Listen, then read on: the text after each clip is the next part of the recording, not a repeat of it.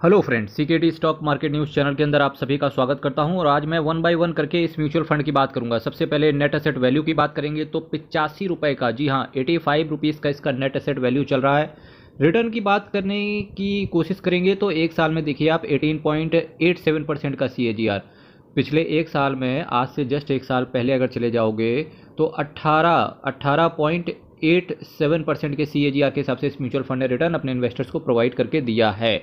इसके साथ साथ 3 साल में बात करेंगे तो 23.92% का CAGR इन्होंने बना के दिया है। पिछले 5 साल में बात करेंगे तो 16.19% का CAGR इन्होंने बना के दिया है। मैक्सिमम बात करेंगे तो 15.23% का CAGR बना के दिया है। पिछले एक साल की जबकि बात करके देख रहे हैं तो 18.87% का CAGR, यानी कि ये जो रिटर्न है ये एक मिड कैप कैटेगरी का रिटर्न आ रहा है। पर मैं आज जिस म्यूचुअल फंड की बात कर रहा हूँ वो एक लार्ज कैप कैटेगरी से होकर के आता है। इस पार्ट से केवल आपको इतनी शिक्षा मिलनी चाहिए कि आज की डेट पे अगर आप बात करेंगे तो पिछले एक डेढ़ साल से जो लार्ज कैप कैटेगरी के जितने भी दिग्गज म्यूचुअल फंड्स हुआ करते थे वो अपने इन्वेस्टर्स को अच्छा रिटर्न बना के नहीं दे रहे थे।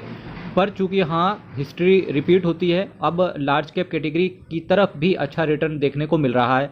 अब ऐसा लगता है साल 2024 जो रहेगा वो लार्ज कैप कैटेगरी के लिए रहेगा। तो अगर आपको किसी भी म्यूचुअल फंड के अंदर पिछले एक साल में 15% से ऊपर के CAGR का रिटर्न कोई भी लार्ज कैप कैटेगरी का म्यूचुअल फंड बना के दे रहा है, तब तक उस म्यूचुअल फंड के अंदर डेफिनेटली आपको बने रहना चाहिए।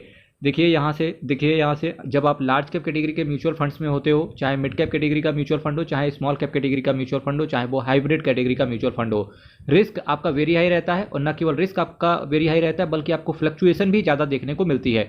कई सारे लोग ये सोचते हैं कि हम स्मॉल कैप कैटेगरी का म्यूचुअल फंड ले लेंगे उसमें ज़्यादा फ्लक्चुएशन होगी। कई सारे इन्वेस्टर सोचते हैं लार्ज कैप कैटेगरी का म्यूचुअल फंड ले लेंगे तो उसमें कम फ्लक्चुएशन देखने को मिलेगी, जबकि ऐसा नहीं है। अगर मार्केट गिरेगा तो लार्ज कैप भी गिरेगा और उसके साथ साथ मिड कैप भी गिरेगा।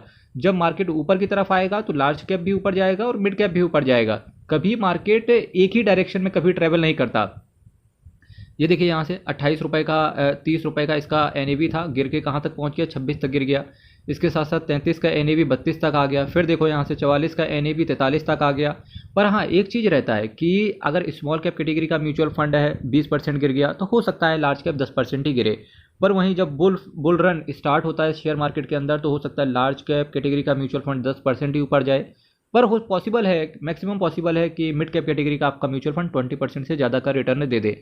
तो डेफिनेटली जो लोग इस तरीके की वॉलेटिलिटी को झेल सकते हैं तो डेफिनेटली उनको लार्ज कैप कैटेगरी हो या हाइब्रिड कैटेगरी हो या स्मॉल कैप हो, मिड कैप कैटेगरी हो, तो डेफिनेटली ऐसे लोगों को म्यूचुअल फंड के अंदर घबराना नहीं चाहिए। डेफिनेटली जब आपका म्यूचुअल फंड नीचे गिरे तो उस समय पे ज़्यादा से ज़्यादा कोशिश करें या तो लमसम करके पैसे को इन्वेस्ट करें। अगर आपके पास पैसा नहीं है तो अपनी SIP को टाइमली पेमेंट करते रहें, क्योंकि लॉन्ग टर्म में आपको केवल एक चीज़ ही अरबपति, करोड़पति या लखपति बनाएगी, वो है आपकी SIP के अंदर कंसिस्टेंसी और किसी भी म्यूचुअल फंड के अंदर लॉन्ग टर्म के लिए बने रहना।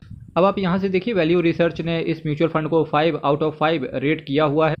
इसके साथ साथ अगर हम फंड मैनेजर्स की बात करेंगे तो देखिए अनीस तावाकले साहब एंड वैभव दुसाद साहब आपके पैसे को मैनेज करके चल रहे हैं, यानी कि ये फंड मैनेजर हैं। इसके साथ साथ कुछ और चीज़ों की बात करें, यानी कि एब्सोल्यूट रिटर्न को देख लेते हैं। 3 महीने में देखिए केवल 3% का एब्सोल्यूट रिटर्न आया है। 6 महीने में देखिए 16.61% का एब्सोल्यूट आया है। एक साल में 18.87% का एब्सोल्यूट है। 3 साल में पैसा डबल नहीं कर पाए, यानी कि 3 साल में 90% के आसपास का ही एब्सोल्यूट इन्होंने दिया है। 5 साल में हालांकि पैसा डबल हो गया है, 1 लाख रुपए को 1,11,000 रुपये बना दिया। 10 साल में पैसे को 1 लाख रुपए को 3,36,000 रुपये बना दिया।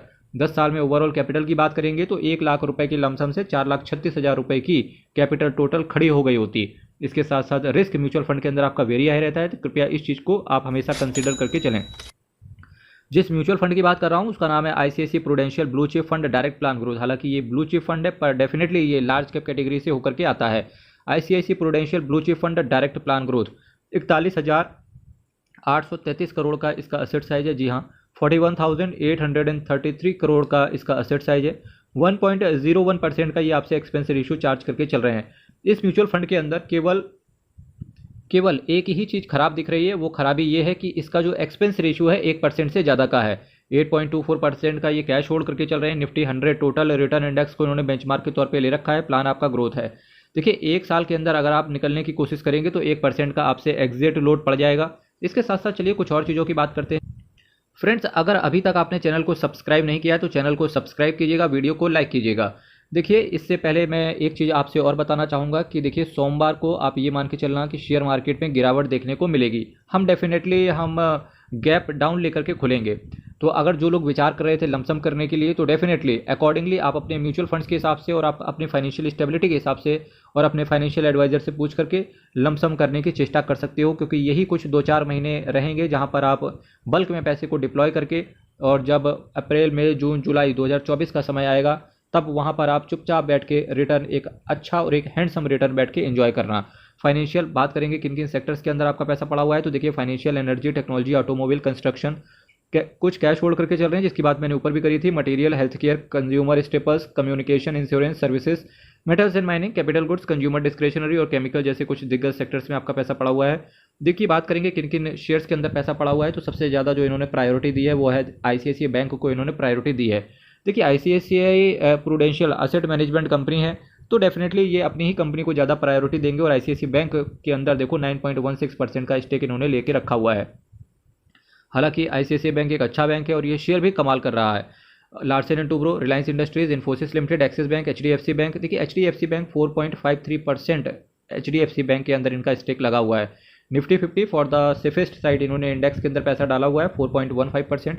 UltraTech Cement, Bharti Airtel, Maruti Suzuki, ITC Limited, NTPC, Tech Mahindra, HCL technology, Hero MotoCorp, Sun pharmaceutical, Lupin Limited, SBI Life Insurance Company Limited, Oil and natural gas, ONGC के नाम से आप इसे जानते हो, ICICI Prudential Life Insurance company, Tata Motors, DVR, PNG hygiene and health care limited, TVS Motor, Hindalco Industries, Bharat Petroleum, DLF limited, Hindalco Industries, Coal India, United Beverage, Avenue Supermart, Samvardhana Motherson International limited, HDFC AMC, Grasim Industries, State Bank of India, Kotak Mahindra Bank, Reserve Bank of India के कुछ bonds वगैरह इनके पास होंगे, Mahindra and Mahindra limited, Apollo hospital, Wipro limited, Siemens limited, Zee Entertainment Enterprise limited, Wells Fargo, Cummins India, ICICI Lombard, Hindustan Aeronautics, Trent limited, doctor Reddy's Laboratories limited, Titan company limited, Alkem Laboratories, Cognizant Technology Solutions Corporation limited. ये कुछ shares हैं जहां पर आपका पैसा पड़ा हुआ।